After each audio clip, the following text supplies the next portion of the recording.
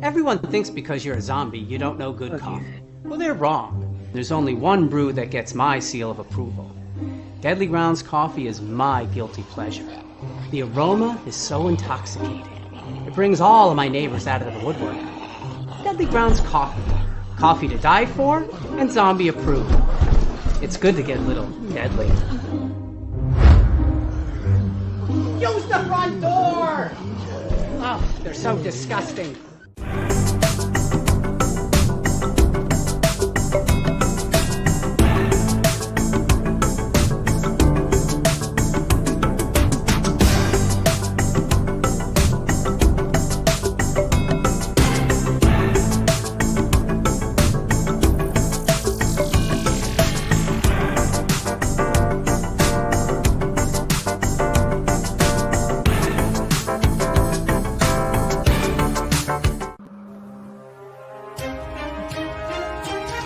The Dorkening and all affiliated shows are not intended for anyone under the age of 18. The following may contain discussions or scenes that have adult situations, graphic violence, nudity, strong sexual content, and graphic language. This show is intended for mature audiences only. Viewer discretion is advised. Ladies and gentlemen, the motion picture you're about to see contains scenes so terrifying, the public must be given grave warning.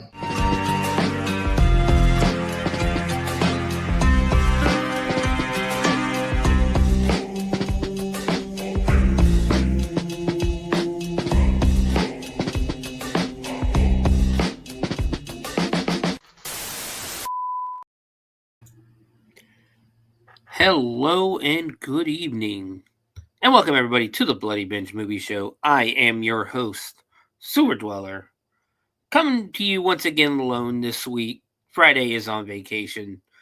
I believe she will be back next week. But we have a movie for you tonight. We're a little bit late because I had to go to the haunt, and we recorded not record a video, but film a live video, and maybe do a commercial. Because we are here live tonight with Cocaine Cougar. This was one of those movies that came out right around the same time Cocaine Bear did, as a way to kind of, I'm trying to think of the nicest way to put this, but it to basically mooch off of the popularity of Cocaine Bear. So Cocaine Cougar came out, and I'm gonna tell you here. We'll get to the review and that later. But it is, yeah. I don't want to go too much into it until we get to the point of doing the reviews and that. But guys, it is Friday. It is Friday evening. We're a little bit late. Like I said, we're a little bit late tonight. Usually I come to you at 4 o'clock in the afternoon, but tonight it is 9 o'clock at night, and we're going to bring you Cocaine Cougar. There's a lot of stuff going on out there. Next, just to give you a heads up right here at the beginning, next week it is WrestleMania weekend. We are going to be doing our show on Thursday night next week, because I will be working the haunt on Friday and Saturday, or at least Friday. I don't know about Saturday, but I'll be working the haunt Friday. So we're going to be doing our episode on Thursday night. And since it is WrestleMania weekend, it has become kind of a tradition. Last year, our first episode was WrestleMania weekend. And this year, this year we're going to have WrestleMania weekend as well. Last year we watched Body Slam on WrestleMania weekend for our very first episode ever. Again, if you wish to go back and listen to any of the episodes that we have recorded, Bloody Binge, the Bloody Binge movie show on YouTube, has every single episode available to you, as well as Spotify, iHeartRadio, all those podcast locations. So next Thursday, we will be watching No Holds Barred, starring Hulk Hogan and Tiny Lister. we'll be talking about that. We'll be talking about WrestleMania weekend. I'm hoping to do an episode of Hardcore Heels next week at some point to give my WrestleMania predictions, as well as hopefully get Raz and maybe even Matt on the show to give their predictions as well. But guys, it is Bloody Binge, and what would the Bloody Binge be without the weekly roundup of haunt industry and horror movie news? It is still so early in the year, so there are not many news stories for the haunt industry right now. The biggest news story, of course, coming out that they have opened. Universal Studios has opened their Epic Universe land for the media. There are plenty of videos out there showing you all the lands. There is so many awesome videos, so much awesomeness going on out there for the Frankenstein's castle, for the Frankenstein animatronic, and the ride itself. The Harry Potter ride I haven't heard too much about. I've mostly been hearing the most I've been hearing about is the Epic Universe, as the Dark Universe area of the park. I've seen a couple of things. I think I've seen a couple of things about Nintendo, and I've seen a couple of things. I've seen a couple of things about Harry Potter, but nowhere near as much as Dark Universe. So keep that in mind. That opens, I believe, Epic Universe officially opens May 22nd, but they did just open it for the media to come in and check it out, and there's plenty of videos out there for you to see. So that is the biggest news coming out of the haunt industry, but we got a few more stories we can do. Queen Mary's Dark Harbor has announced their dates for this year. They will return select nights from September 19th through November 2nd, 2025. The event features haunts, hundreds of monsters, immersive attractions, live entertainment, VIP experiences, themed bars, carnival rides, festive foods, and more. So yeah, if you want to go see that legendary haunt, and it is a legendary haunt, check it out. It is in, I want to say it's like in Santa Monica or somewhere like that. I can't remember where it's located. I know it's located on the West Coast. Let's see, bring up the website. And of course, it's a video. I want the video. There it is. Long Beach, California. I knew it was in California. I knew it was in Southern California. Not only that, but in California as well, the Winchester Mystery House will host a halfway to Halloween flashlight tours. Step into the shadows of Winchester Mystery House, San Jose, California, on April 19th and 16th and May 3rd and 10th for halfway to Halloween flashlight tours. Explore the mansion at your own pace with only a flashlight to guide you through its twisting corridors and rooms. The experience will include access to areas that are off limits on the standard mansion tour. The grounds outside the mansion will be covered in ghostly decor with hauntingly beautiful photo ops and themed cocktails and treats inspired by the Halloween season. Tickets are on sale now, starting at $49.99 for adults, $29.99 for kids, ages 5 through 12. That does sound like a really fun time, in all honesty. I'm my luck. I'll get lost, and you'll never have to. You guys will never have to listen to the Bloody Binge again. I'll get lost in the Winchester Mystery House, and a ghost will take me out. But so there's that one. Moving on. You know what? Let's do this real quick though. Speaking of haunted houses, did you know that if you live in the Dayton, Ohio area, that Hell's Dungeon will be open next weekend, April 18th and 19th, from 8 till midnight. Come meet Buds Bunny and Reefer Rabbits. Check this out.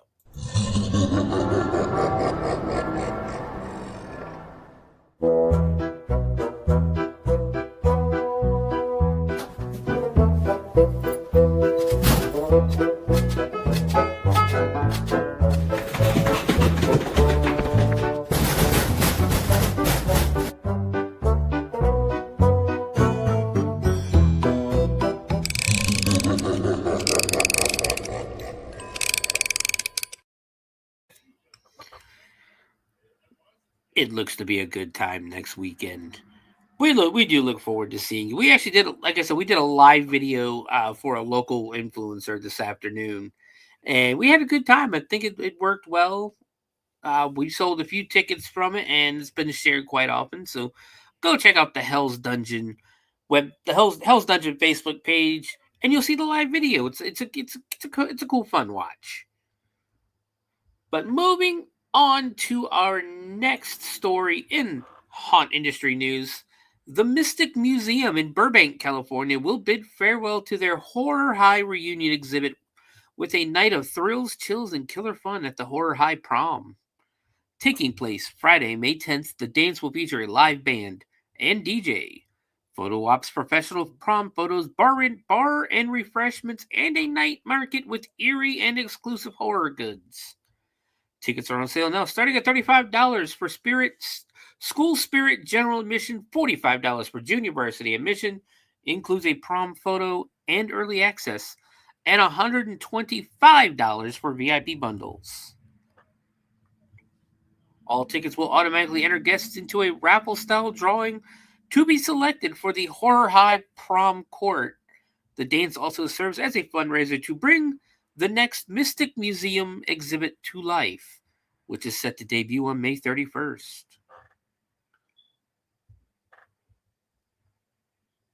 So there's so much, like I said, there's a lot going on. The Reign of Terror in Thousand Oaks, California will also return for 2 nights on May 2nd and 3rd to celebrate halfway to Halloween. Brave the Haunt's 11 interconnected attractions with 142 rooms of pure terror and fright.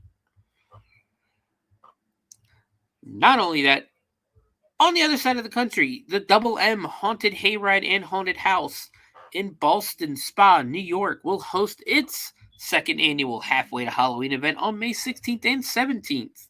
It's a little past halfway to Halloween.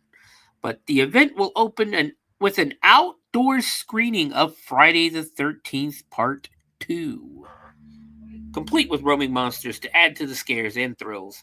Next, guests will brave 2 haunted houses that continue the slasher theme, including a visit to Camp Crystal Lake itself. Tickets are on sale now for $30 each. So that sounds awesome as well. I would love to go see an outdoor screening of Friday the 13th Part 2. There is some sad news though in the haunted attraction world, because I never know how to say this. I think it's Zagoni. Zagoni Studios Masks and Costumes in Melrose Park, Illinois, will be closing in the near future. For over 50 years, the company has delivered comfortable, lightweight, and breathable masks, costumes, and accessories to members of the haunt industry. In an email, Tony Zagoni informed the Haunted Attraction Network that they have ceased manufacturing and taking custom orders, and they will be selling off their existing inventory at a discount. Disclosure is due to unforeseen circumstances that comes in the wake of a difficult year after the passing of the company's co-founder, Philip Anthony Zagoni, last June. So that's sad, because they do have some really awesome masks. I've worn a couple of their masks before, and I don't wear masks very often when I do haunts and that. I don't like to wear masks. I like to. I know I have Coney. Coney wears a mask, but I only wear Coney if I don't want to talk or if I can't talk. Like last season, the last weekend of the season last year, I was Coney because I caught a cold on Wednesday, and by the time Friday rolled around, I had no voice whatsoever. So I had to be Coney that weekend because Coney doesn't talk. Coney does not talk. But that's going to do it for the haunted attraction news this week, the haunt industry news. Again, there's not really that much. I mean, I could go through and read off some a list of haunts that are open. I really didn't get too many when I made a post earlier because I don't know how many are actually open. Let me get to the chainers and I'll read a bunch that they shared over there on their webpage, maybe.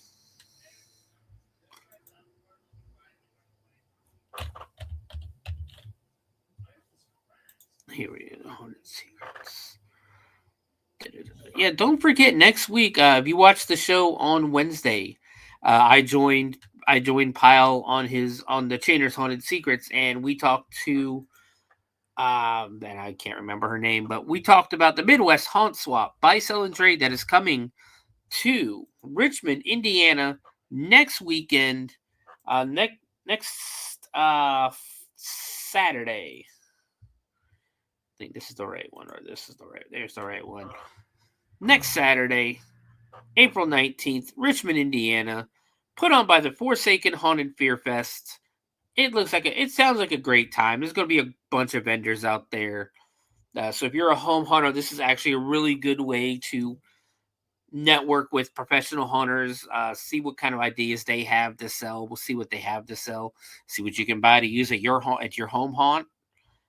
And, mingle around with people in the industry. It's always fun to do that. It's always, especially if you plan to be a part of the industry for a long time, whether that it be as a professional hunter or a home hunter. It's always great to network. So moving on to horror movie news. There's a few stories we can talk about. First being, Linnea Quigley is bringing Trash's Revenge, Return of the Living Dead universe. And she is actually, I believe she wrote and produced this, but it is set to begin filming in Los Angeles on April 30th, 2025. It is not a fan film. It's a film for the fans. Trash's Revenge is an official Return of the Living Dead production from Dragon Studios, the copyright owners. Return of the Living Dead original Beverly Randolph will take the producer's seat on April 30th as Miguel Nunez and John Philbin return to their on-screen roles.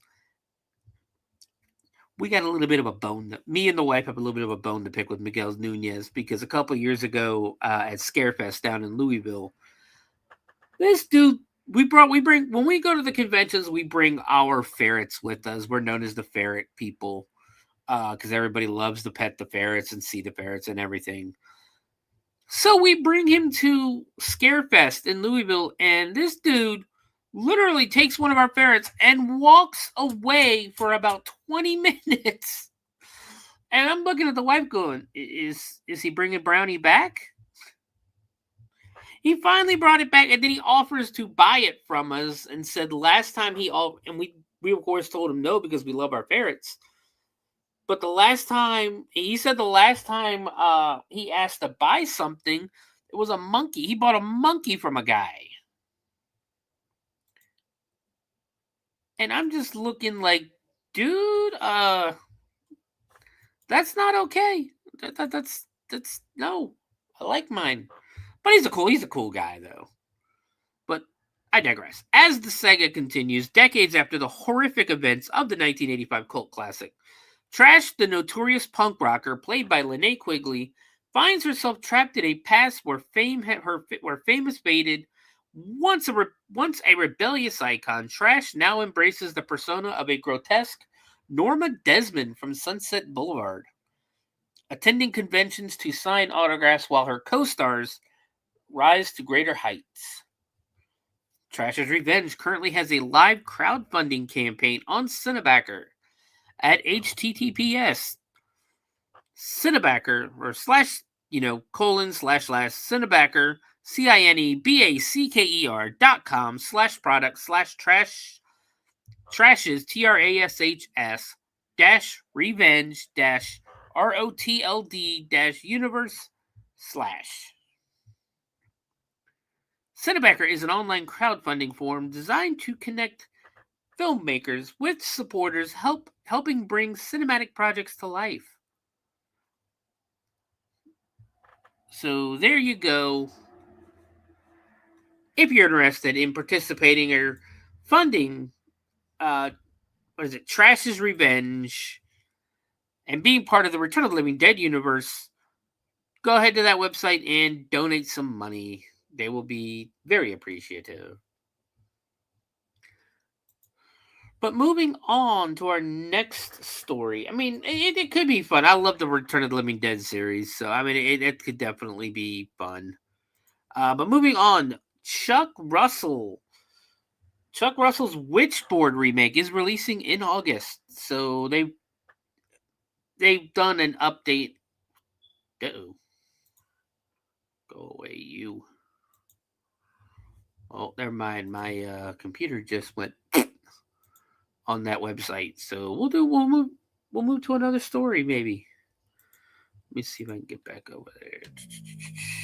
Where did it?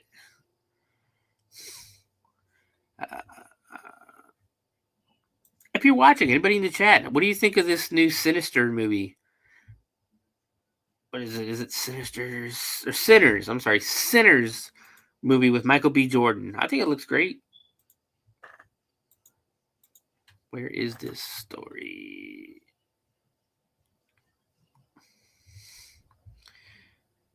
Right, I am not seeing this story anywhere anymore. I had to close out because my for some reason the website crashed on me.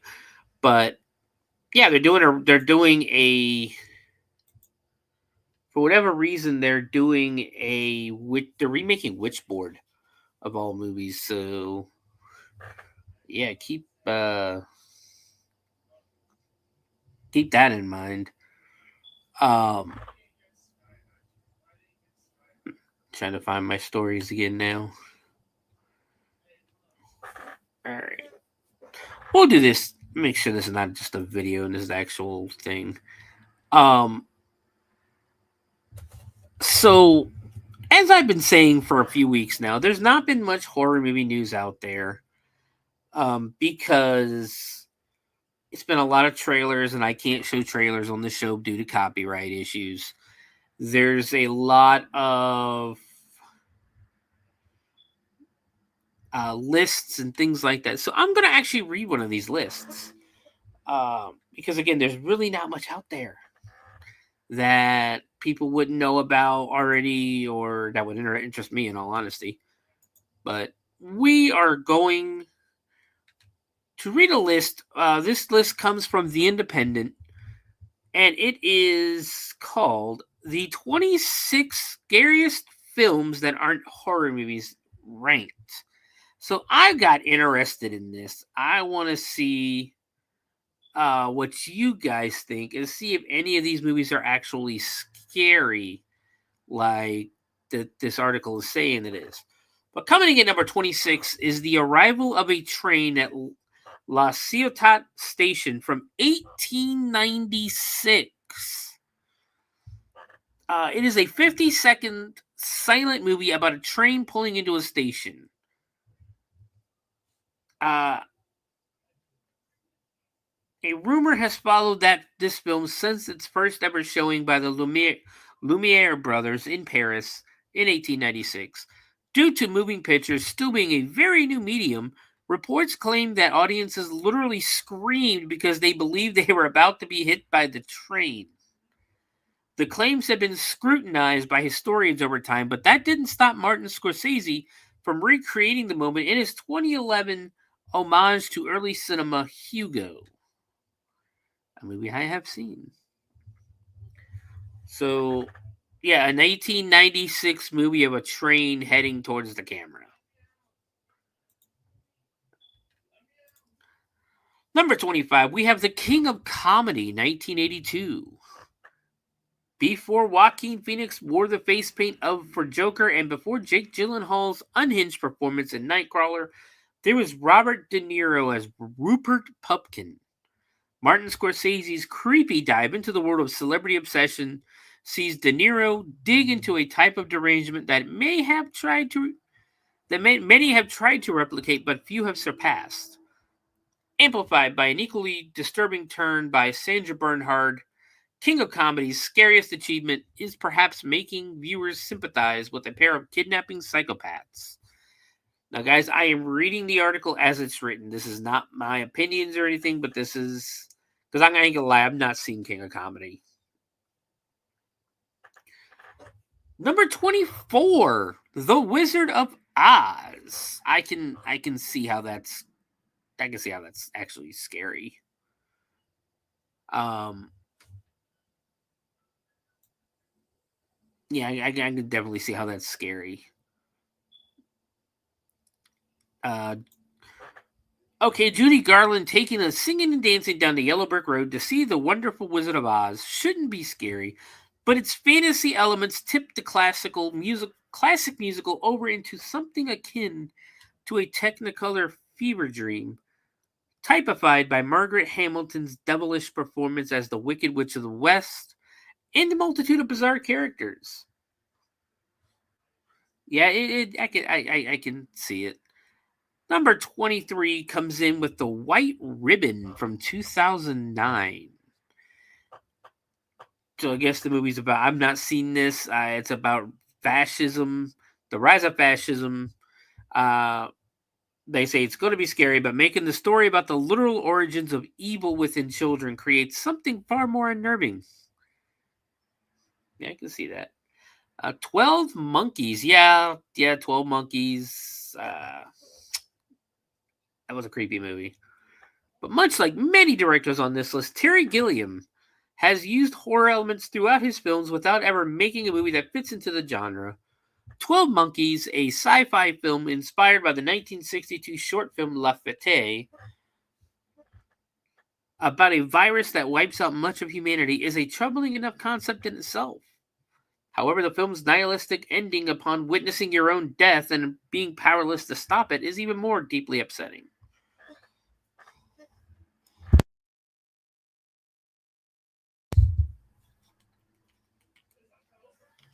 Oh, sorry, I had to wet whistle. Pan's Labyrinth from 2006. Guillermo del Toro's 2006 masterpiece, which won 3 Oscars, is the director at his best, endeavoring to find the humanity within the worlds of fantasy or horror, set during Franco's fascist reign in Spain. Pan's Labyrinth features some of the Mexican visionary's scariest creations, such as the Pale Man, a saggy-skinned, child-eating monster whose eyes are on his hands. That is epically creepy, in all honesty. One Flew Over the Cuckoo's Nest. I can see that. Nurse Ratched. Yeah. Nurse Ratched's kind of terrifying. Man Bites Dog, a movie I have not seen, but apparently it is the Belgian black comedy disguised as a documentary. Sees a film crew followed the depraved crimes of a charismatic serial killer played by Benoit. Oh wow, I can't say that name. Poelvoorde. I have no idea. Number 18, coming in number 18 is Night of the Hunter from 1955. Number 17, Deliverance from 1972. Yeah, that's kind of movie is kind of terrifying. Number 16 is Grizzly Man. Werner Herzog's Grizzly Man isn't the bears, but Timothy Treble, who was killed and eaten by a bear in 2003 and had the unfortunate honor of capturing his own death on tape. Wow, that's kind of, yeah. The Zone of Interest from 2023. Number 14, Perfect Blue, 1997. Look, if you like 2010's Black Swan, then allow us to introduce you to the original, although Black Swan director Darren Aronofsky denies being influenced by the film. The movie by the late great animator Satoshi Kon follows Mimi Kirijo, a member of a J-pop idol group who begins to lose her grip on reality after being stalked and seeing visions of a doppelganger. Wow. That is kind of creepy. Zodiac from 2007. Yeah, it's a movie about a serial killer. Not only that, it's a movie about a serial killer whose case was never solved. Coming in at number 12, The Act of Killing, 2012. Don't know much about that movie. Number 11, and I would have definitely put this on the list. Willy Wonka and the Chocolate Factory from 1971. Roald Dahl here, proving that even a trip to a chocolate factory had to feature an undercurrent of murder and meanness. You never see those kids again. Like, you don't see the kids for the rest of the movie, and you never learn what happened to them. Not only that, the trip down the river in the boat was terrifying as a kid. So yeah. Coming in at number 10, Requiem for a Dream. That it is. That it is creepy. Number 9, Watership Down, 1978. Yeah, many childhoods will have been ruined by parents innocently thinking Watership Down was a nice animated film about bunnies and not realizing it was actually a horrifying tale of the hardships of nature, based on Richard Adams' 1972 novel of the same name. The film plunges you down into a literal rabbit hole of distressing imagery and brutal violence. Although the film now holds a PG rating in the UK, having been upgraded from a U, it's baffling to think that this was ever made for Soul. Yeah, it was. That's terrifying. That movie's creepy as shit for a kid. Coming in at number 8, Jurassic Park. Yeah, I can see that. Number 7, I don't see this one though. Chitty Chitty Bang Bang. I mean, I don't see that one, but I haven't really watched Chitty Chitty Bang Bang too many times to sit here and go, yeah, that was creepy. Number 6, Mulholland Drive from 2001. Yeah, I could see that one. Definitely see that one. Number 5, Return to Oz from 1985. Yeah, it's a little creepier. It's got you got different characters than Wizard of Oz, but it is a little creepier. It is. Number 4, Come and See in 1985. Set in Belarus during the Nazi occupation of the country in the Second World War, Come and See has rightfully earned a reputation as one of the scariest war films ever. Number 3, and I'm sorry, this is a horror movie. I don't care how many people say it's not a horror movie. Jaws is a horror movie. Jaws comes in at number 3. How you say that's not a horror movie, I don't know. Number 2, again, I agree with this. The Witches from 1990. And I know a lot of people have seen this movie. Angelica Houston. It's the one where they turn the kids into mice. It was always on HBO.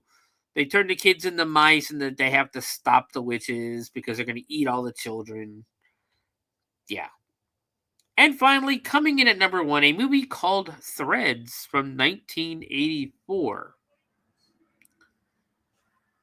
I have not seen this. It's a docudrama in a horrifically realistic depiction of a nuclear winter. Maybe then, yeah, that's what it's about.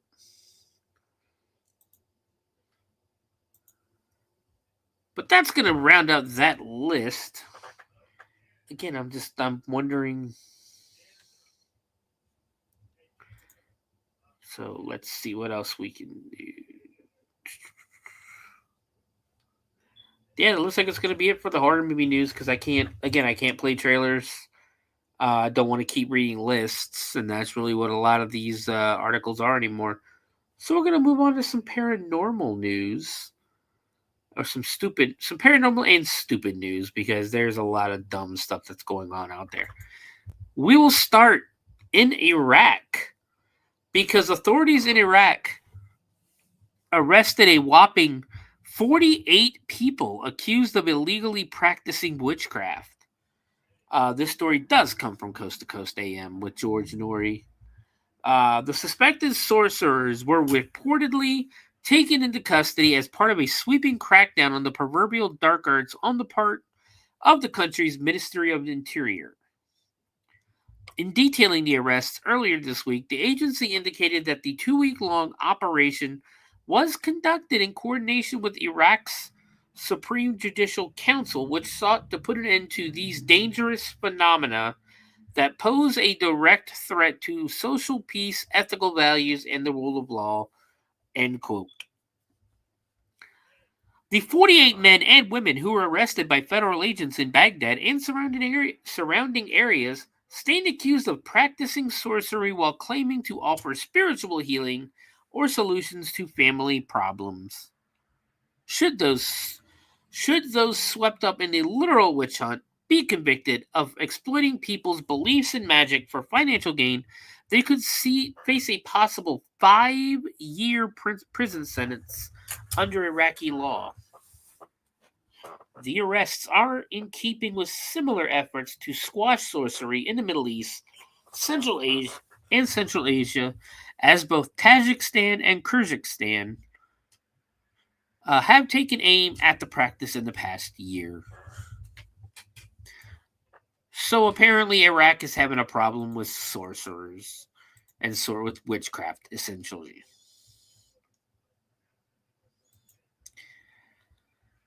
Yeah.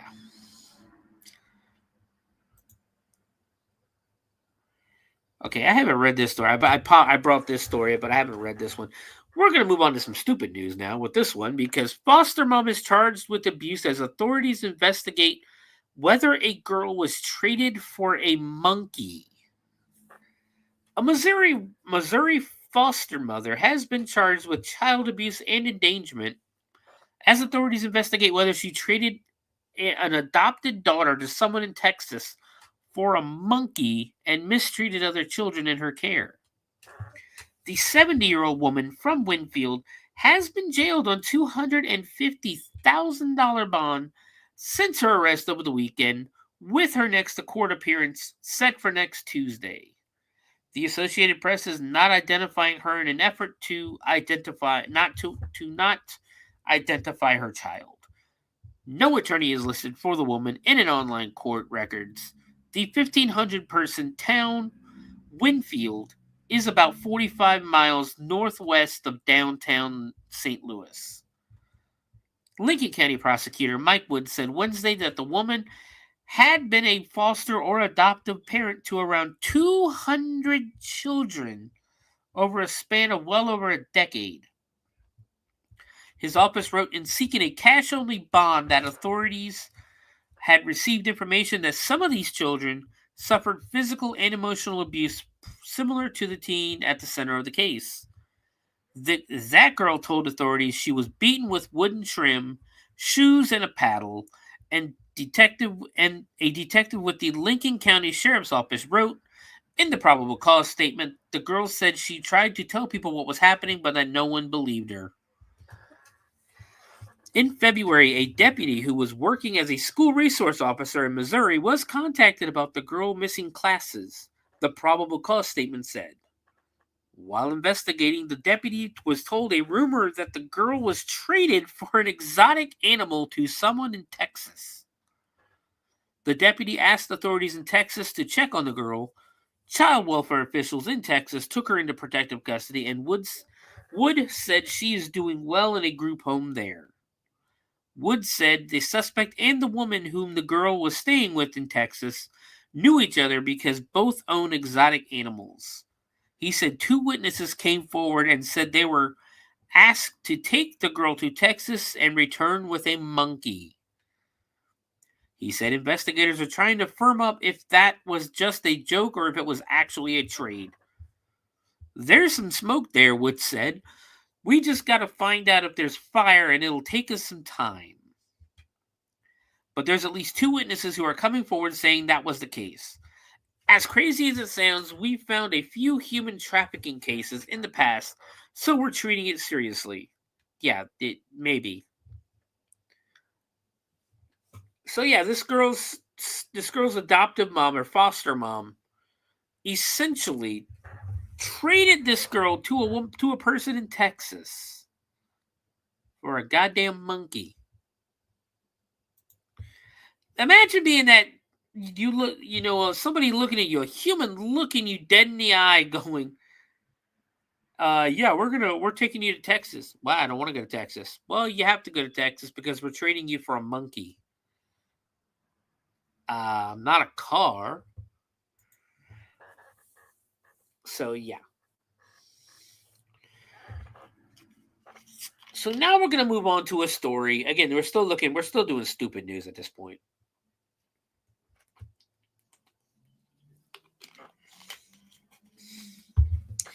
We're going to move on to a story that we talked about on Wednesday on Chainers, in case you didn't listen, you didn't watch that show.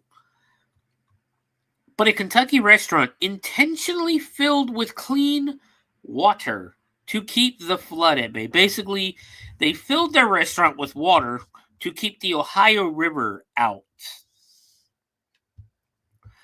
The owners of a Kentucky restaurant in the path of the Ohio River, floods shared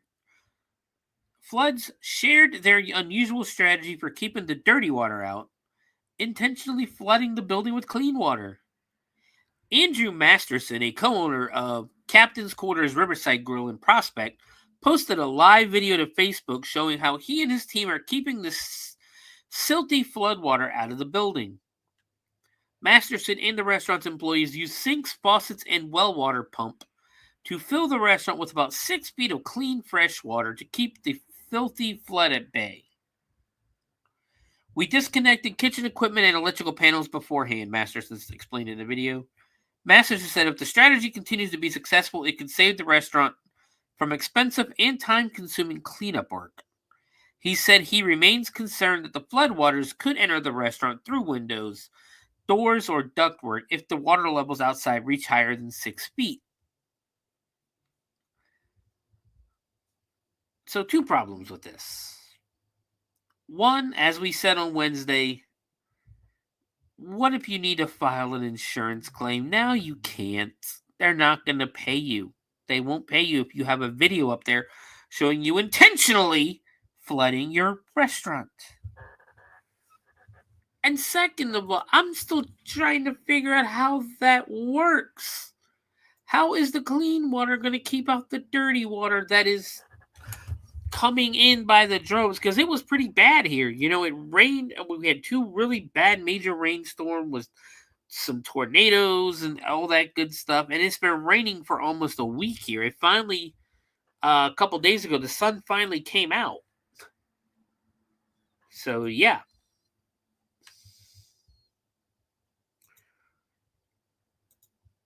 I just don't understand what that guy was thinking of or getting at or anything like that. But we're going to move on to our last story. This comes from the Mirror. And the headline reads, I surprised my boyfriend with a threesome, but it ended in tears when he removed the blindfold. Camilla L., 21, wanted to organize a kinky surprise for her man, but after he was blindfolded and handcuffed to the bed, an unexpected guest made the most of the situation. So this comes from the Mirror. So Camilla L. wanted to spice things up with her partner, Alan. So she decided to bring a third person into the bedroom for a saucy surprise. However, after tracking a willing participant down on Tinder, she began to feel like something was off during their steamy session. Until the shocking revelation when her man took off the blindfold. Does anybody want to hazard a guess what was going on? What the surprise was? Anybody at all? Because I promise you, it's not going to be what your first. My first thought was that it was that the third person had a penis. It is not. That is not the case.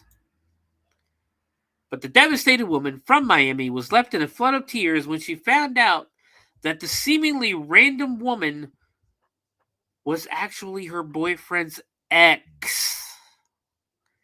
And things got even worse when the ex started messaging Alan the next day. I was too in shock to do anything. I felt disgusted and humiliated, said Camilla. I couldn't believe that she'd managed to manipulate us like that. The couple has been dating for a year, and after discussing the idea of a threesome, Camilla set about turning it into reality. I wanted to be the cool girlfriend, so I decided I was just going to surprise him, she said. The model, who shares saucy snaps on Instagram with her 55,000 followers, made a profile on Tinder explaining the situation and what kind of girl they were looking for. Camilla said, I included photos of both of us on there, and after about a week, I matched with a girl called Sammy, who said she was interested. We started chatting, and I was surprised by how forward she was. She told me that she wanted to have fun as soon as possible. There was something a little off with her in the way she messaged me on Tinder. She was so over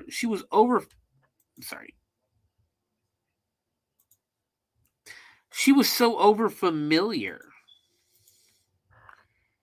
The 21-year-old initially had her reservations, but after speaking to Sammy on the phone, pushed any doubts to the back of her head. She said, we planned to meet the following night at my home, so I gave Sammy the address and told her what time to arrive. I wanted it to be a surprise, so I told my boyfriend to lie down on the bed, and I blindfolded him and handcuffed him to the bed. When Sammy arrived, I let her know my boundaries, one of which was that she wasn't allowed to make out with my boyfriend, and we made our way to the bedroom. Sammy took off her clothes and had on the most extravagant set of lingerie I have ever seen and looked so excited. That pissed me off because I could tell she was trying super hard, and I just got a really bad feeling from that. Camilla says that while the three were getting down to it, Sammy completely ignored her and put all of the attention on her boyfriend. She said it's like an unspoken rule to never ignore one person in a threesome, and she completely ignored me the entire time. Also, one of my rules was that she wouldn't kiss my boyfriend, and of course she made out with him multiple times. After the trio had finished, Camilla's boyfriend asked to have the blindfold removed, and as she did, Sammy ran into the bathroom. She said, when she came back, my boyfriend looked like he'd seen a ghost, and she started laughing. He looked at me and said, why the fuck did you bring my ex-girlfriend? I looked from him to her, and my brain could literally not process what was happening. Before I could really think, Sammy grabbed her clothes and ran out the door.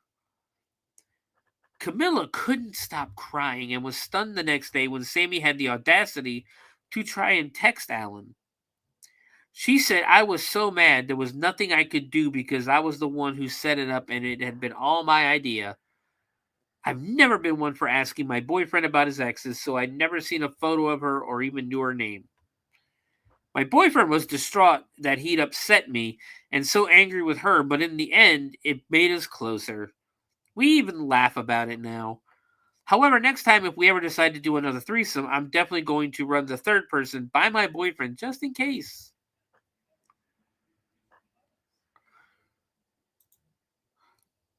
So what would you guys do if you have a threesome with your girlfriend? Is you, your girlfriend, and another female, or if you're a female, your boyfriend and another guy or something?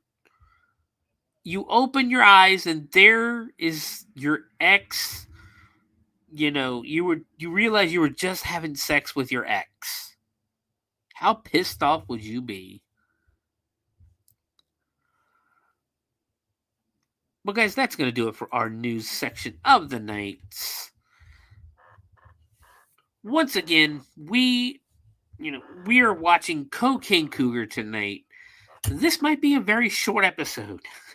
You'll see why.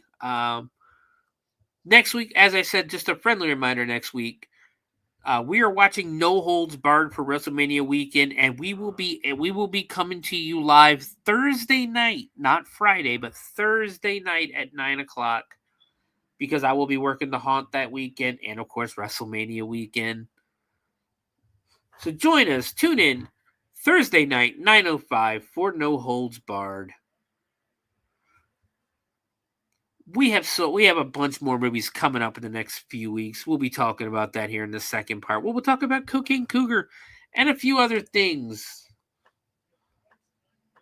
But guys, we're going to take a break real quick. We're going to take a quick 3-minute break, and we'll be back with Cocaine Cougar. Stick around.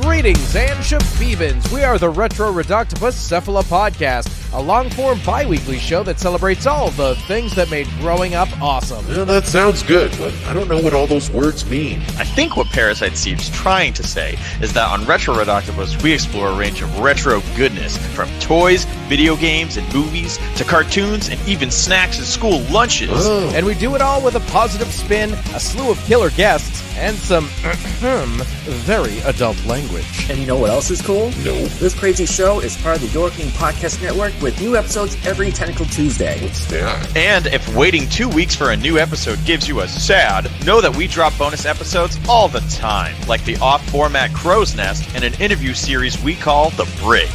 You can listen to Retro Reductopus on Apple Podcasts, Spotify, Stitcher, or any app that's cool enough to carry the only show that celebrates all the things that make growing up awesome.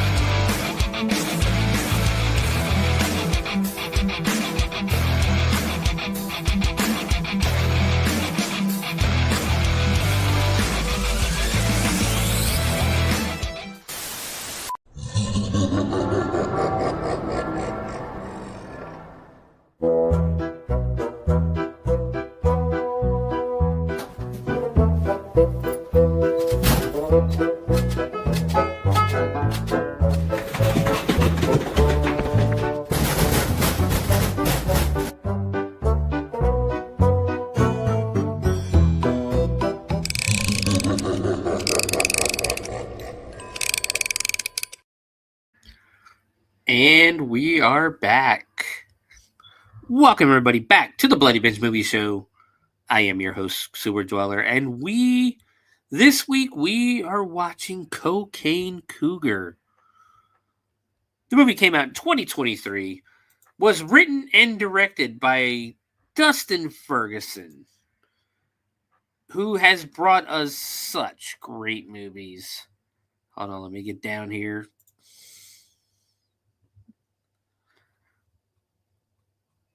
Who has brought us such great movies? Let's see how many of these I've actually seen. Mondo Shock 4, America Blood and Guts, Artificial Termination, Life Form, Terror at Black Tree Forest, The Legacy of Boggy Creek, Slumber Party Slasherthon, Die Sister Die, Doll Killer, Occult Holocaust, Sleepaway Camp 2, What Happened to Molly, that was a video, Demon Dolls, Meat Hook Massacre, Faces of Dying. I'm going to take a wild guess and say that was like an offshoot of Faces of Fear. Amityville Toy Box, Camp Bloods 4 and 5, The Dummy 2, Grindsploitation 2, The 12 Slays of Christmas, Mondo Shock, Wrong Side of the Tracks, Amityville Clown House, Ebola Rex versus the Murder Hornets, and of course, Cocaine Cougar. He's got a ton. Like, there's just a shit ton on here for Dustin Ferguson as a writer and a director. You're talking 150 credits so far and 12 more coming out. So he's been around. He's been in here for a while. The movie, I don't even think it stars anyone, but the movie stars Donna Lee Heising. She has been in over 255 feature films and has won over 850 film festival awards. Yeah, she... Hold on, let's get down here. Let's get down to the beginning. Her first appearance was in Blade Runner from 1982 as a showgirl. St. Elsewhere in episode Fantasy Island, Big Trouble, Little China, uncredited, General Hospital. Trying to get up here. Play-by-play, The Alien's Wife. Trying to see if there's anything on here I recognize. All About Lizzie. Let's see. Going up.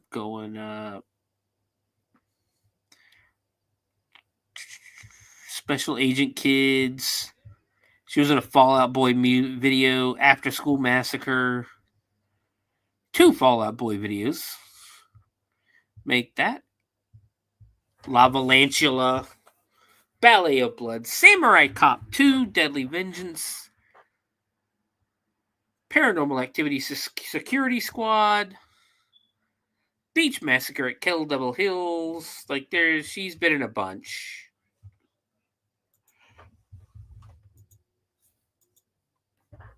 It also stars Rocky DeMarco as Dominique. Again, 32 movies, so I mean, they've been around.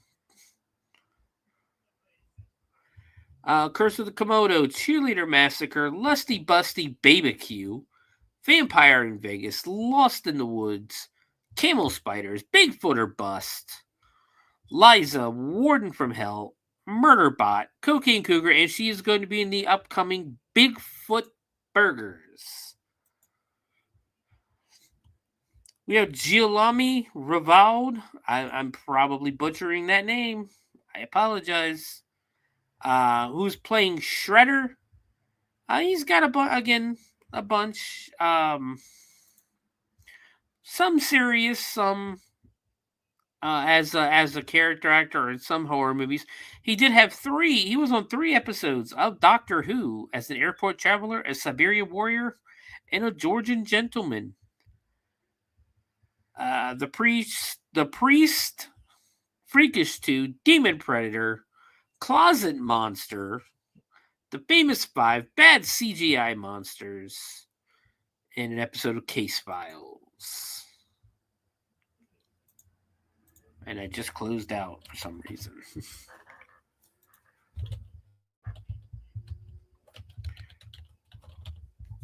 Bring it back up. I mean, really, there's nobody else I recognize in this movie.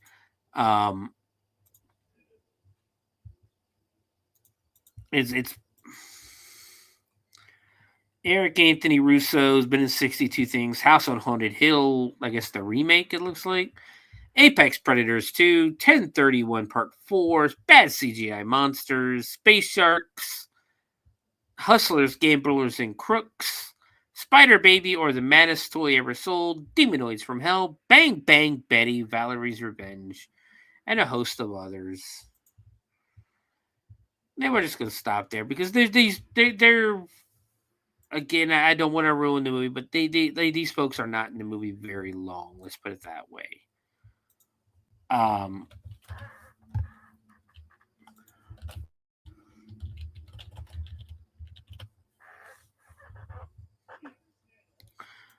So that's your cast right there for the most part. I'll read some more names off. How about that? Tyrone Tan as Slater, Jonathan Nation as Ramses, Roxana Garza as Mandy, Sophia Koikis as Mrs. Lynch, Gloria Goldman as Gloria, Noah Madrigal as Eric, Joshua Moomey as Francis, Kurt Boyd as Jeff, Knife Sotelo as Knifer, and Dustin Ferguson himself playing Dark. We'll talk about there is anything else to talk about after the movie. We'll talk about that afterwards, but let's go ahead and jump into Cocaine Cougar. Now, this movie has a 50-minute runtime on Tubi. You can watch it on Tubi. I don't know anywhere else you can watch it. I'm pretty sure there's a couple other places you can watch it. But Tubi is free, and that is where I watched it. So the movie opens up based on true events. And the movie just opens up with a red filter in a forest or a jungle with the animal sounds going off.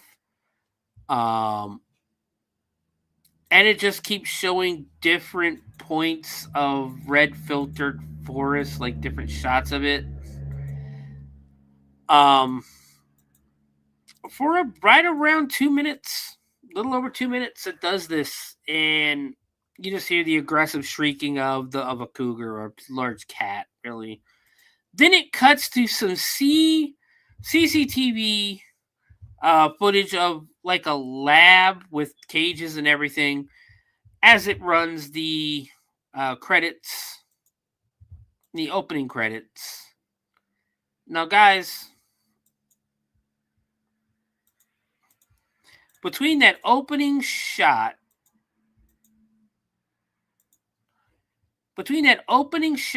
and the credits, we are 6 minutes into this movie already. Of a movie that has a 50-minute timeline or runtime. We are 6 minutes in now, and the movie is just starting with 12 hours earlier. From there, we go to a breaking news story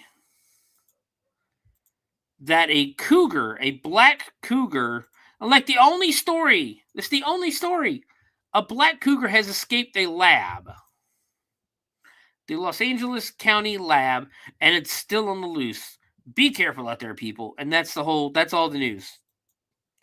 We then cut to this couple who are going to take a hike into the woods. It is Mandy and I believe Eric are the two. I think that's who it is. I'm pretty sure it's Mandy. I know the girl's Mandy. I think the guy is Eric. Mandy is now they're going to hike up a mountain. Mandy is wearing a black dress, high heels, a leopard skin fur coat, and the gaudiest jewelry you've ever seen in your life. So, Mandy, they're filming a YouTube video, I guess, or so, a video to put on social media. And apparently she is getting ready to enjoy her first meal as a breatharian. Now, according to the movie, a breatharian eats air.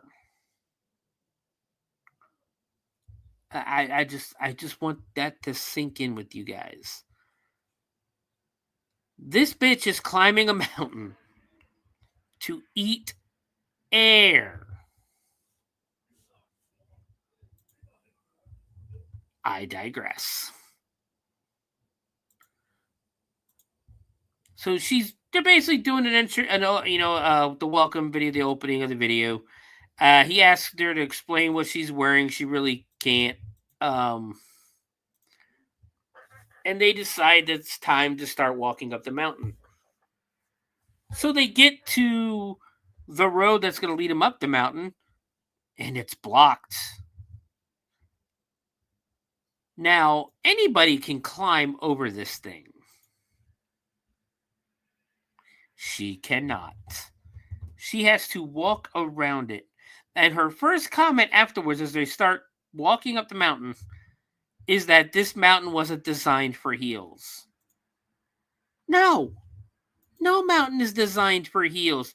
You're supposed to wear shoes, sneakers, tennis shoes, boots, anything but heels. So it cuts back to them. It cuts away and it cuts back, and I guess they're supposed to already be halfway up the mountain.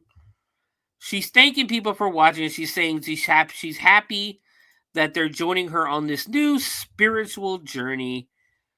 He asks how many followers they have, and she says 150,000, and that she's doing this challenge just for them because this is her first day as a breatharian. And she's come up to the mountains to have her first meal that is really like an air salad. And even the guy who's supposed to be doing this with her turns back and just looks and goes, "Are you fucking serious? An air salad? The fuck is wrong with you?" So they start walking again. You know, she says she wants her first meal to be delicious, and that it's like an air salad, and that it tastes like lettuce. And she starts walking. Finally, they sit down on a branch, and she's going to have her first breatharian meal. And the way she's going to do it is she's going to do a meditation called Hung Sao, where she breathes. I guess she's going to think to herself when she breathes in. Apparently, it's good for her heart chakra, by the way. But when she breathes in, I guess she's going to say Hung. And then when she breathes out, Sao. Or so. Whatever it is, it gets interrupted because there's basically a huge growl as she's breathing in. And she stops and screams, "What the fuck was that?" Now, the growl is very obviously added in afterwards, and this chick is not the best actress because she's a beat late to go, "What the hell was that?" And she's trying to act scared. They look around for a second and see nothing. They turn the camera off, turn it back on, and the first thing is them on the camera again, and Eric says that they are 13 minutes away from being a breatharian,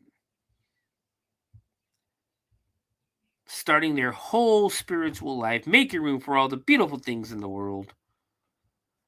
As they're doing this, they once again hear the growl, and they both freak out this time. He decides he's going to go check it out, and she tried to say that it was a squirrel. I have never heard a squirrel make a sound.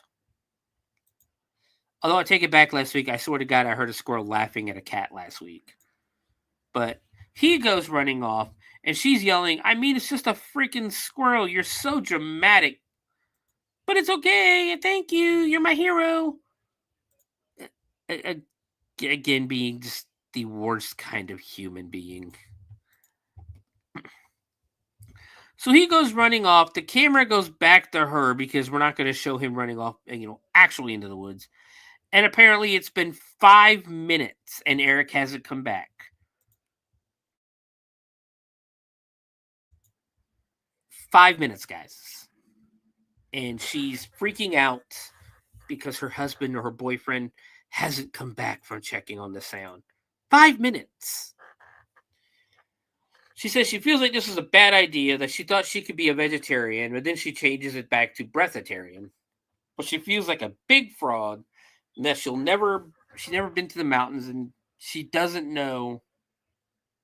There's all these noises, and she doesn't know what to do, and I don't know. She says, "I don't know," a bunch of times. There's something coming. You hear the cat noise, Mandy screams and drops the camera.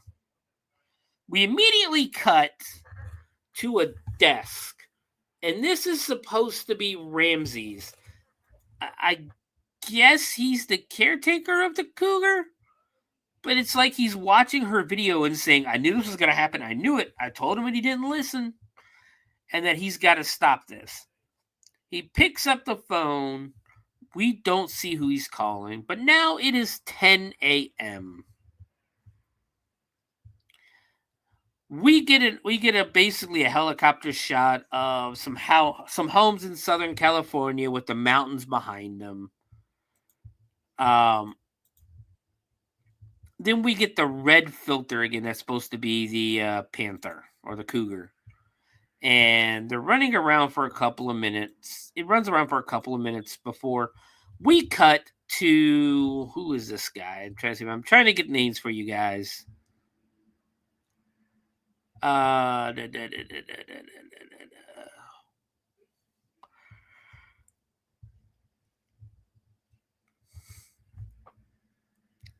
Is this Jimmy? I think this might be Jimmy. He's a drug dealer, though. And he's talking to somebody on the line. And apparently that person is in a hurry because Jimmy tells me he's going to be there in 15 minutes if he cuts through the woods. And it gets close to what's supposed to be cocaine, but it's clearly powdered sugar. Jimmy says he won't mess this up. You know, he'll be there soon. Blah, blah, blah. The person on the other end of the phone hangs up on him. We cut to Shredder now. And he says, basically, he says this guy better not fuck up this time. You hear a baby crying, and this guy just fucking loses it and screams, "Hey, shut the damn door, bitch. I need some damn privacy here." Cut back to Jimmy, and he's, packing all the cocaine into his bag, saying he can't upset the boss. And that he's freaking out. Cut to Shredder. He screams, "Time for blast off," and does a line of cocaine. We cut back to the office, and Ramses is on the phone trying to say they need to take it down before it makes it. Basically saying that it's hopped up on cocaine and it'll lose its buzz before it gets to downtown, unless it comes across a shit ton of coke.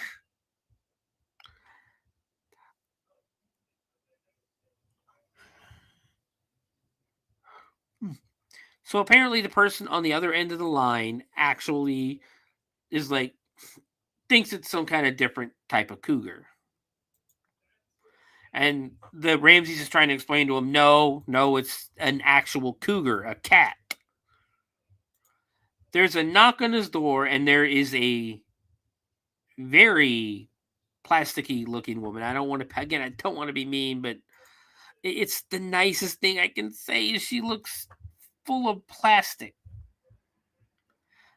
So she... Oh no, something happened here. I want to make sure. Yep, we're still working. Okay. So she comes in and basically she's going to... her and Ramsey start making out. We cut back to Jimmy as he's walking with the backpack on towards Shredder's house to sell him the cocaine. He's walking down a path, and I guess it's supposed to be the woods, but there's literally 6 trees. None of them have leaves on them, and they're all about 5 to 6 feet tall. So, yeah. We then cut to the red tint on the screen again as the cougar is running through some woods. We cut to Jimmy who's walking down an area. Basically keeps cutting back between the red filter and Jimmy.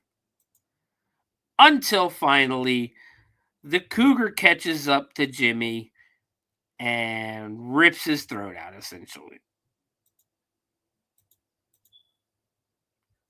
Knocks him down and rips his throat out. And this is the first time we get to see the Cougar, and it is completely CGI. And I'm talking some of the shittiest CGI known to man. Like, this is just sad.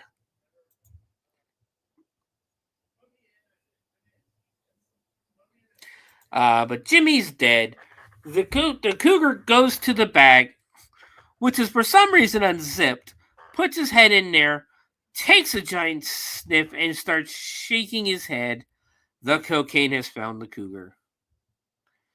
Or the Cougar has found the cocaine. Cut back to Shredder, who is currently out of cocaine, and he's pissed at Jimmy because he let him go dry.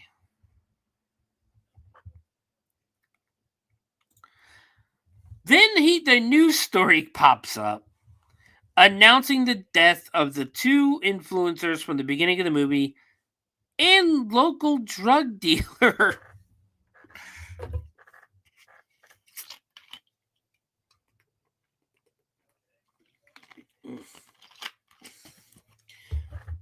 Gus, I'm sorry, it isn't Jimmy. His name is Gus. So it's Jarrell Diaz playing this part. He is the local drug dealer. But the two guys from earlier report that Gus is dead, and there is cocaine residue.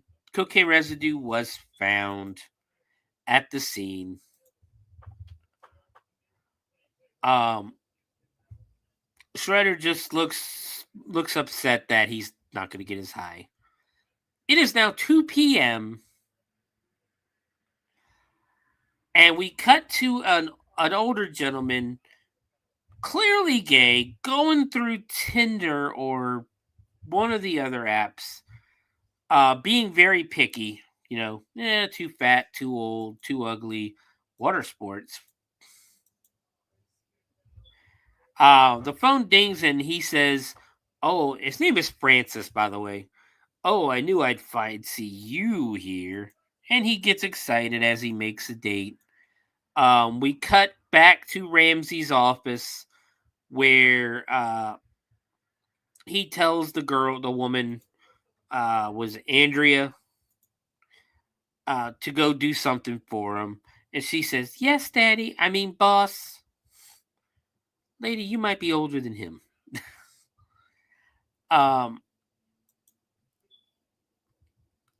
And she gets up and walks away, and he just looks at the camera and goes, "Ooh, talk about a cougar." Cut to Francis, and he's saying he can't wait, that Daddy's going to get some sugar tonight. He kind of like pans to his face, and then we cut to an amusement park on a roller coaster. Guys, this montage of B-roll for a roller coaster is going to last for the next 4 minutes. Later, we find out that we're supposed to be paying attention to this couple. They're on a date. We don't hear anything about the date or anything. But it is literally 3 minutes or 4 or 5 minutes long of other people having fun. Then, instead of finishing up the date or anything, we cut to the red tent again as the cougar is running down, the forest. Not at somebody, but just walking down the forest. We then see Francis walking along the path. Again, I don't know if it's supposed to be the forest or not, but there's no trees. And it's literally just him walking.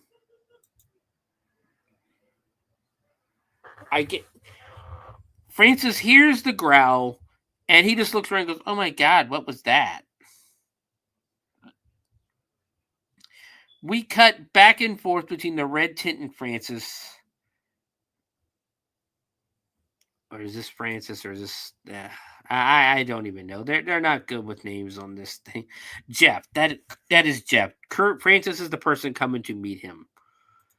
But Jeff is essentially murdered by the Cougar. We don't get to see it, but we cut to Francis, who's walking along the path as well, and he hears the thing. He hears basically the cat asking if Jeff is okay, if he's there, all that good stuff. We see the creek and nothing. We go back to the red tent as Francis is looking for his, I guess, boyfriend. Shows up. There is Francis laying on the ground with CGI blood on top of that. It's not even real blood. It's not even fake blood or any kind of real liquid. It is CGI blood. And all Francis can say is, "What, you couldn't wait for me? Motherfucker, he's dead!"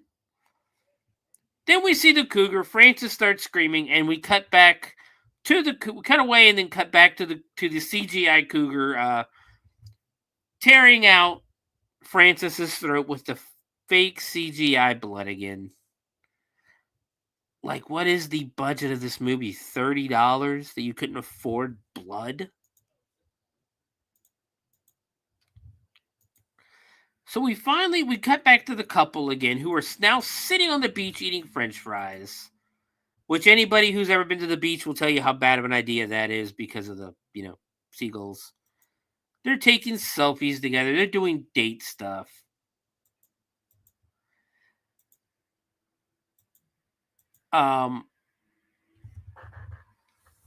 We cut back to the news because there's a new development in the Cougar case. What did we learn, Cleve? Well, the escaped Cougar came from Ferguson Labs, and that lab recently fell under investigation for its involvement of experiments on animals with cocaine. Very concerning. 4 p.m. now. We get a wide shot of the mountains. And now we cut to a model who was, I guess, a woman who was modeling a shirt, and it's just music playing, her doing, sexy dances, trying to be sexy, doing poses and everything. And again, that lasts like another 2 or 3 minutes before we cut outside to somebody else. They're calling Slater. He wants the GPS location, his GPS location sent to his phone. I don't know who this is. I don't know, or anything like that. Just nothing. We finally get back to the couple, and they're finally talking. They kiss goodbye because the date's over. She walks one way, he walks the other because, he's not going to walk her to her freaking house. But we see her walking down the path. And again, it's just her walking through the woods. Nothing else. She is just walking through the woods. And this lasts for about another 2 or 3 minutes. We finally get the red tint as she starts trying to cross some logs. Again, she's still walking, guys. 5 minutes later, she's still walking. The red tint appears again, and finally the Cougar runs her down and kills her. We cut back to the news guys who are telling us that Animal Control is on high alert and asking if you spot the Cougar in your area, do not approach him. Well, that should be common fucking sense. And instead to call 911. It is now 6 p.m. We get, again, some more bad CGI of the Cougar walking down the road. We cut to this guy taking trash out. And he's acting like, he's just carried about 50 pounds of trash down. He looks to his left, and he sees the cougar walking away from him, even though it's technically the cougar's walking down a main road. But he apparently sees the cougar, freaks out, runs inside, and tells his wife that he just saw a cougar. And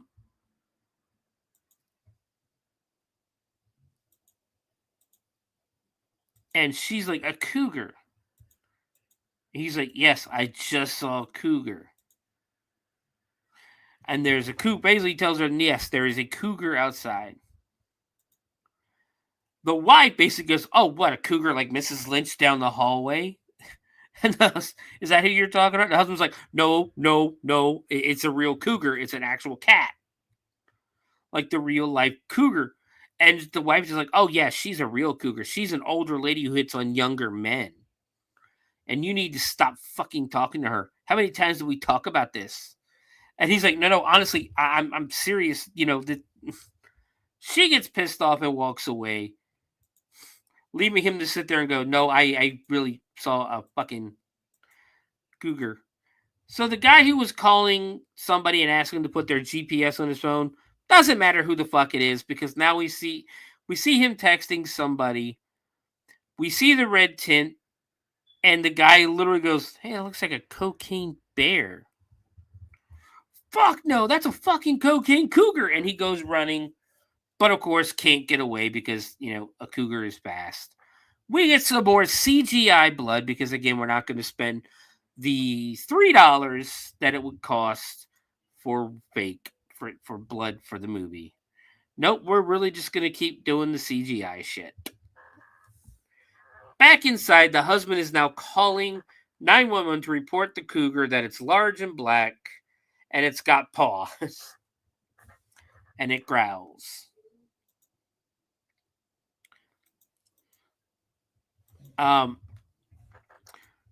I guess the 911 operator thinks it's an old woman too, and he goes, no, look, it's not sexy or flirtatious. Could you please send somebody to our address?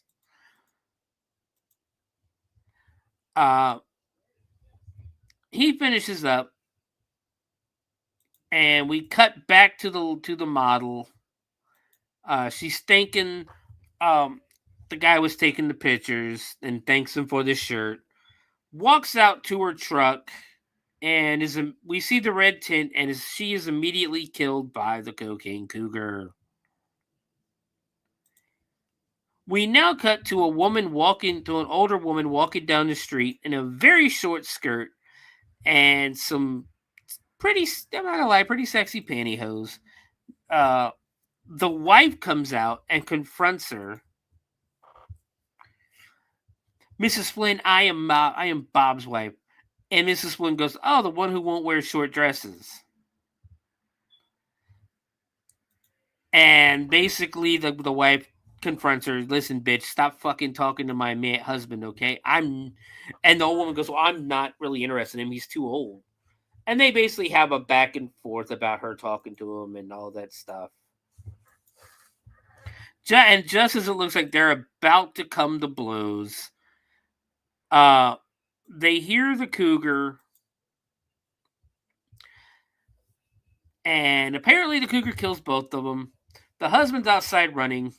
Why, I don't know, but he basically hears his wife and the woman get killed. Bob is breathing heavily, and Bob is smart because he just gets the fuck out of there, but the cougar runs him down anyways. And now it's 8 p.m. We get a wide shot of the city and just random B-roll footage of Los Angeles. Now we get a guy just walking. I guess he bought something. He's just walking around, texting someone. You hear the cougar snarling again. Red tint. The cougar goes running at him. And once again, just jumps and tears this random person's throat out.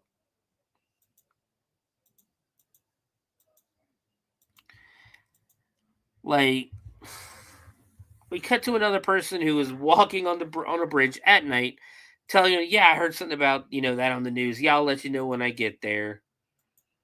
And he's just having his chat, gets into his car, pulls off.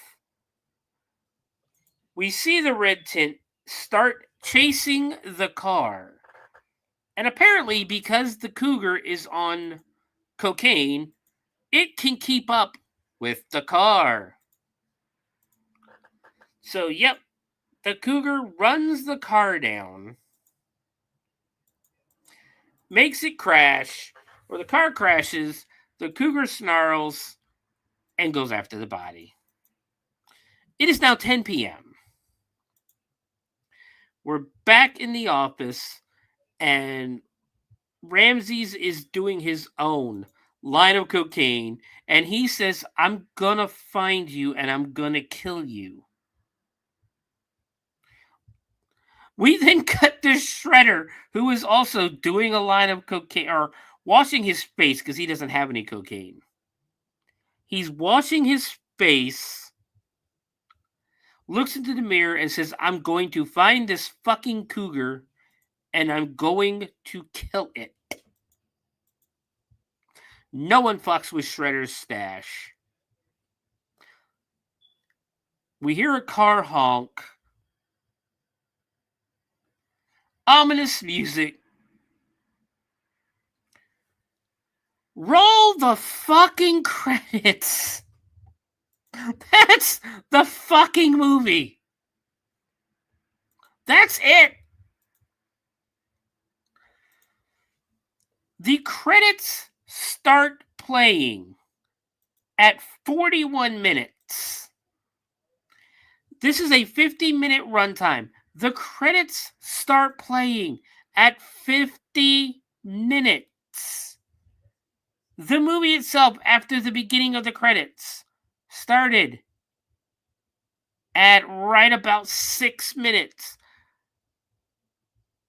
Guys, this is a 35-minute movie. This is a 35-minute movie total, not counting the 5 or 6 minute montage in the theme park and the amusement park. What the hell are we doing here? Like, did we just make a movie for the sole purpose of making where's the plot? Where's anything? Like, this just doesn't... Yeah. The movie is over. This is now officially the shortest movie. Well, I guess not, because we had those Halloween shorts at Halloween, but I was going to say it's the shortest full-length movie in Bloody Binge history. We've already talked about the cast. Written and directed by Dustin Ferguson. On IMDb, it's got 1.5. Out of 352 reviews, 1.5 is the rating. Like, let's see some trivia. Pardon me. Oh, God damn it, go away. Guess what? There's no trivia. Oh, I'm sorry. Body count, 13.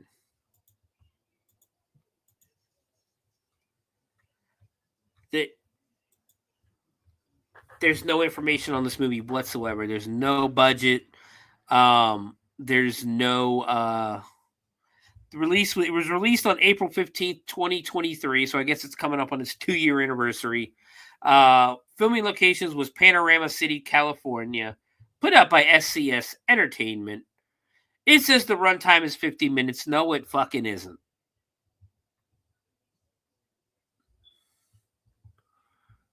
Like, it's not a 50-minute. It is 35 minutes at best. 30 minutes if you don't sit through the 6-minute amusement park scene. So with that said, let's move on to the review. This was shit. It's a shit movie. It is awful. The only, there's no plot. There's, the characters are introduced and then 5 seconds later killed. It's clear that this movie is part of that, that growing trend when Cocaine Bear came out to add drugs and add a random fucking animal to it. Because they did Cocaine Shark, they did Meth Gator, and so many others. They're like Tubi is ranked with them, and I probably should have picked a different one because goddamn, this is going to be one of the shortest episodes of the Bloody Binge Movie Podcast because this movie's over. 30 minutes, guys. 30 minutes. But it's just not a good. Don't watch it. Just my suggestion is don't watch it. It's nothing. It's nothing. There's just better movies out there. The only question I have to ask myself is this movie worse than Amityville Thanksgiving? And I have to say, honestly, yeah. Yes. This movie is probably worse than Amityville Thanksgiving. And everybody knows I hated Amityville. Nothing happened in Amityville Thanksgiving. Nothing happens in this movie. Like, at least spend the $3 or the $5 tops to get fake blood. Why are we using CGI blood? Like, it doesn't make sense. Unless you're literally, it probably took 20 minutes to make. It probably took longer to make. It probably took shorter to make this movie than the runtime. In all honesty, then that doesn't make sense. But this movie's it's terrible. Like Amityville, and it's not going to be. It's not going to be much worse than Amityville because Amityville Thanksgiving is terrible. It's awful, but this movie has less happening in it than Amityville Thanksgiving, and it's presented as a full-length movie. There's nothing full-length about this movie. This is a short. So I'm going to have to give it 1 star. 1, not even half, 1.5, 1. Because there's nothing happens. Nothing. There's no plot. Except there's a cougar running around killing people. So that's it, 1 star. And that's pretty much going to wrap it up for the week for us. Because the movie's over. There's nothing else.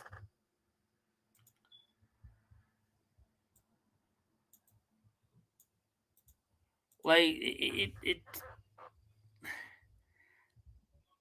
I'm, kind of thankful that Jen did, or Fridays did skip this week because this movie was awful. So where can you find me? You can find me everywhere at the Bloody Binge Movie Show. It is now the Bloody Binge Movie Show, not the Bloody Binge Movie Podcast. It is the Bloody Binge Movie Show because, and I've actually noticed that somebody's told me before that if you put podcast in the title of your show, of your podcast, it actually affects your viewership and your reach on YouTube and that. So it is now the Bloody Binge Movie Show. But you can find me at the Bloody Binge Movie Show on Facebook, in the groups, on X, and on YouTube. If you're interested in seeing the backlog of any of the past episodes of the Bloody Binge Movie Podcast, if you want to go back to see just how bad Amityville Thanksgiving was, feel free to go back, go to YouTube, and go back and listen. Or you can look us up on Spotify and iHeartRadio, and Apple Podcasts, where you will be able to find the audio-only versions of the Bloody Binge Movie Podcast. You can also check me out next weekend, at least next Friday, at the Bloody Binge. Next week at Hell's Dungeon in Dayton, Ohio. We will be open for 420. Come meet the Gravedigger. Come meet Bugs Bunny and Reefer Rabbit. And we will see you from 8 to 12 that night. Not only that, next week, again, a reminder, we will be coming to you Thursday night next week, not Friday, but Thursday night at 9 p.m.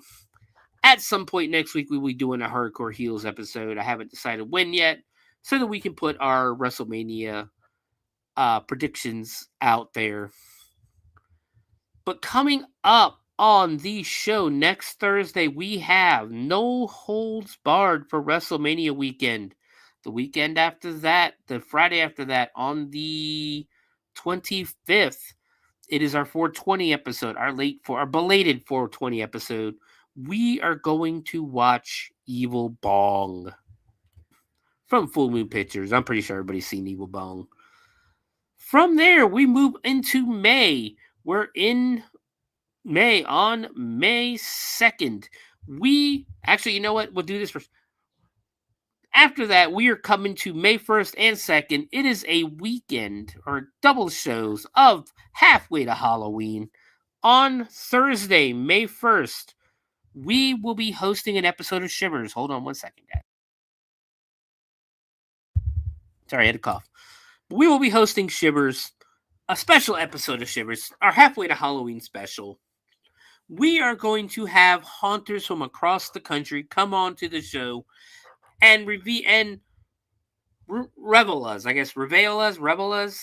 with tales of their own paranormal experiences in their haunts while they were working or before. That is going to be on Thursday. If you are a haunter and you have a story, please email me at bloodybinge@gmail.com. If you're interested in coming on this show, or if you're too shy to come on this show, let me know. Email me the story, and I will gladly read your story online or on the air live. Then, May 2nd, for the Bloody Binge movie show, we are going to watch, again, Halfway to Halloween episode, Halfway to Halloween special. We are watching Jacko. That looks like a really good movie. It's like a revenge movie from the 90s.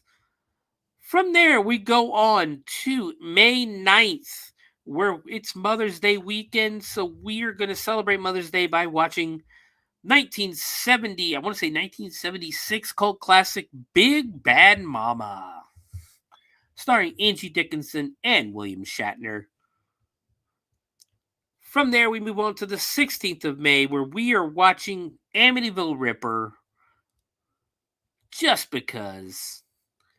And on the 23rd, it's Memorial Day weekend, so we are going to the beach, and we are watching Broken Lizards Club Dread. If you like Super Troopers, if you like Beer Fest, you'll love this movie. But we are watching Broken Lizards Club Dread, May 23rd. And finally, May 30th, the last day of school, we are going back to the 90s and watching the first sequel on this show, because this sequel doesn't tie into the original. But we are watching Rock and Roll High School Forever, starring Corey Feldman. All of this coming up on the Bloody Binge. June is coming up quickly. We're getting ready to pick some movies for June. Got a list started, just got to pick out which ones I want to do. But all of that is coming out with the Bloody Binge Movie Podcast. Not to mention, Hardcore Heels will be making a return to the original format of watching some old wrestling videos, watching some old wrestling shows, and deep diving for you, just like we do here in the Bloody Binge, except it'll be wrestling. We'll be talking some wrestling. We got haunted houses coming up. There's so much coming up on the shows. So guys, be good to each other. And remember to keep watching horror. Good night, everybody.